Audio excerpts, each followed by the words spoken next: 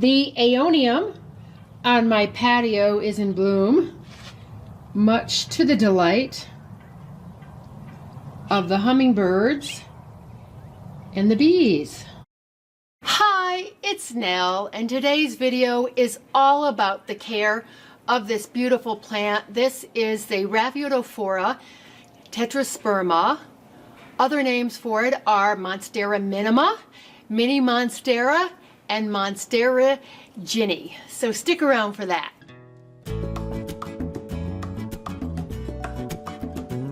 So I upload videos here on YouTube on a regular basis every 2 weeks or so, all about gardening, both indoors and outdoors, and I would love to have you subscribe and come back for more. There's also plenty of the videos in the archives for you to peruse, and if you're new, welcome. If you're returning, I say thank you. So I have hit 100,000 subscribers, and I just want to say thank you. Thank you. I really appreciate you tuning in, and I'm going to be doing a giveaway probably in a couple months when I prune my hanging succulents as part of my succulent series. So the giveaways will giveaways plural, because I'm going to be doing more than one, will involve a garden bag and some succulent cuttings, and that'll probably be coming down the pike in May or June, so stay tuned for that. As usual, I do a blog post to go along with every video, and it'll have more details in there. I'm just going to skim things here, so if you are really truly interested in the care of this beautiful sweet plant, check down below. The link will be at the top of the description box, and also on my website, JoyUsGarden.com. And I wanted to do a video and blog post about this plant because it is sort of a plant of the moment. It's very popular. It's not the easiest to find. I checked some online sources and they were sold out. So if you find one, grab one. I think I got mine in Phoenix. I buy so many plants, I can't remember. But it's in a 4-inch pot. It's still small. I think I'm going to repot it at the end of the summer or early fall. And it obviously was in this 4-inch pot. It probably had like maybe 5 to 6 leaves on it, so it really has grown, and I need to train it. But we'll get into that a little bit later. So here is my Monstera deliciosa here, also known as Swiss cheese plant. It's putting out a ton of new growth. But this is called a mini Monstera, but it's not the same genus. This is Monstera, this is RAPHIDOPHORA. So they aren't the same genus, but they are in the same family. They are in the Araceae family. This one obviously has much smaller leaves than this one does. That's why it's called a mini.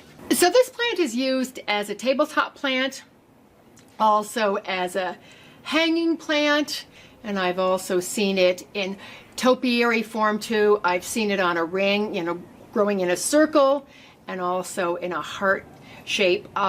When I repot mine, I'm going to put another stake here and see how that goes, and mine will be I'm not quite sure what shape mine will end up in, but that's where I'm going to start. So in terms of size, the tallest I've seen this plant is 5 feet tall, but it's sold in 4-inch pots, 6-inch pots, 8-inch pots, and 10-inch pots, and usually by the time it gets to 8 or 10-inch pot size, it is a climbing plant, and you might oftentimes see it on a moss pole.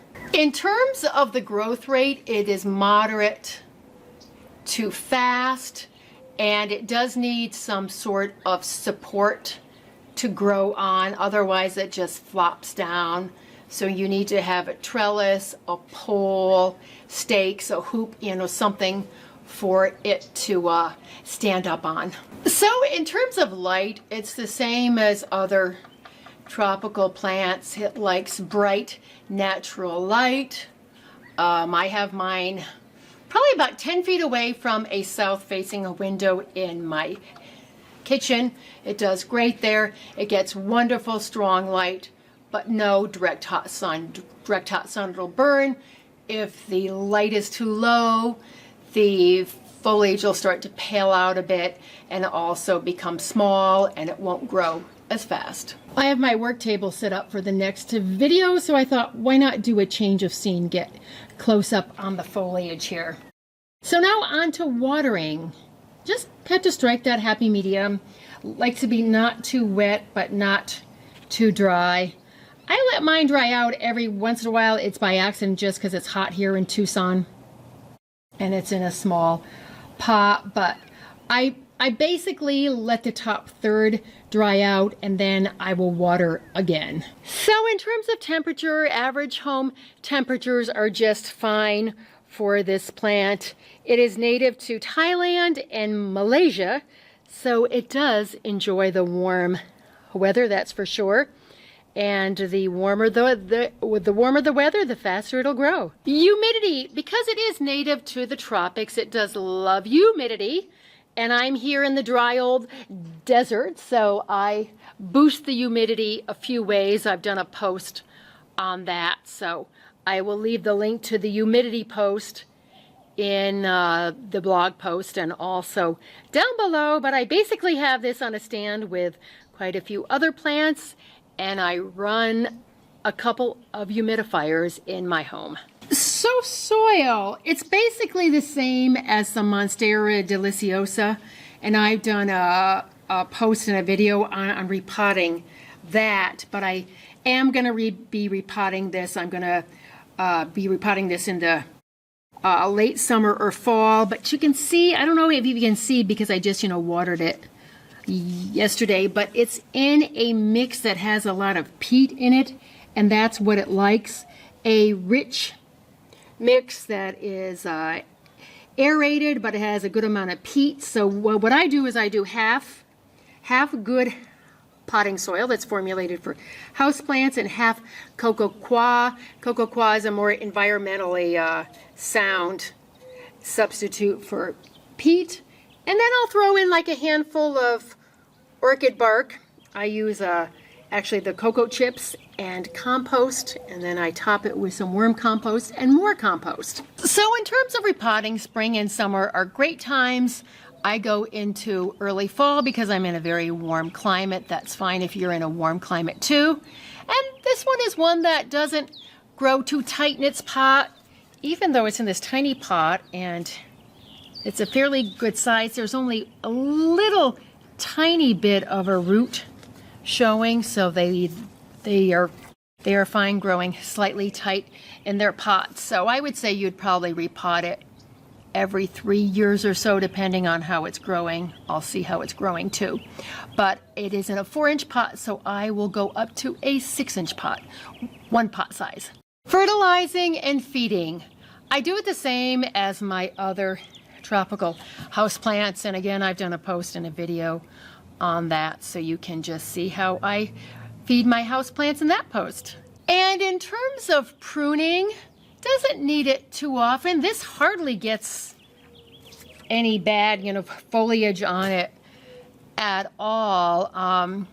You would prune it if you wanted to propagate it, or you would prune it to control the size. So speaking of propagation, it is very easy. And I like to propagate this plant by stem cuttings like all the other aroids. And this is a root node appearing here.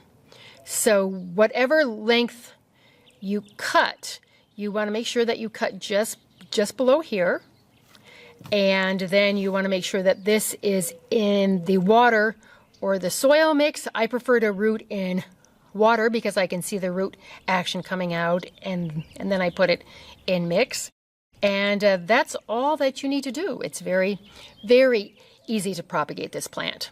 So in terms of pests, mine hasn't ever gotten any, but they can be susceptible to mealybugs, scale, and spider mites. I've done posts on all these, so be sure to keep your eyes open for them. And when it comes to any pest, get it under control as soon as you can, because it spreads from houseplant to houseplant like crazy. In terms of pets like cats and dogs, this plant is toxic. I get my information from the ASPCA website. I don't test everything on my cats, but it is an aroid. It's in the Araceae family, very popular family for houseplants, and they all are toxic, so you can use your judgment on that. My cats don't bother my plants, except for my spider plant, and that one is fortunately non-toxic, so they can chew away at that. And we have just done a post on pet-friendly houseplants. Did not do a video for that, so be sure to check the website for that. All right, so this is another fun houseplant to have. I love it. You can train it in many different ways. As I said, be sure and check out the website for more details on the care. I also answer frequently asked questions on this plant too at the end of every blog post, so you might want to see what's going on there.